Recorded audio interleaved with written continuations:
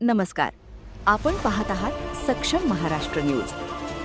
लोकसहभागातून उभारलेली इंधन विहीर आणि कायमस्वरूपी सुटलेला विद्यार्थ्यांच्या पिण्याच्या पाण्याचा प्रश्न.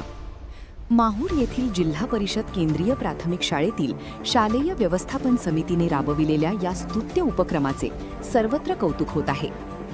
माहूर येथील जिल्हा परिषद केंद्रीय प्राथमिक शाळेत मराठी माध्यमाचे 178 आणि उर्दू माध्यमाचे 134 असे एकूण 312 विद्यार्थी शिक्षण घेत आहेत. अनेक वर्षांपासून शाळेत पिण्याच्या पाण्याची कायमस्वरूपी सुविधा नसल्याने विद्यार्थ्यांना मोठ्या गैरसोयींचा सामना करावा लागत होता. ही समस्या लक्षात घेऊन नव्याने स्थापन झालेल्या शालेय व्यवस्थापन समितीने लोकसहभागातून निधी उभारला. समितीचे अध्यक्ष प्रशांत लाड, सदस्य गजानन कुलकर्णी आणि इतर सदस्यांच्या पुढाकारातून शाळेच्या परिसरात तब्बल 215 फूट खोल इंधन विहीर खोदण्यात आली.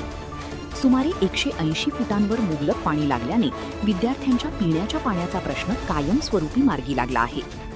या उपक्रमासाठी भाजपा शहराध्यक्ष तथा नगरसेवक सागर महामुने, सेवानिवृत्त मुख्याध्यापक पंजाब शिंदे, मुख्याध्यापक संजय वाठोरे, शिक्षक शिक्षिका, शालेय व्यवस्थापन समितीचे सदस्य तसेच अंगणवाडी सेविकांनी आर्थिक योगदान दिले.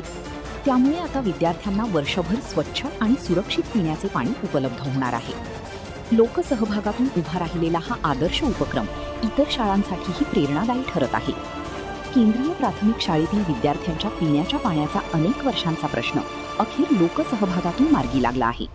शालेय व्यवस्थापन समितीच्या या उपक्रमाचे सर्वत्र स्वागत होत असून पालकांनी समाधान व्यक्त केले आहे.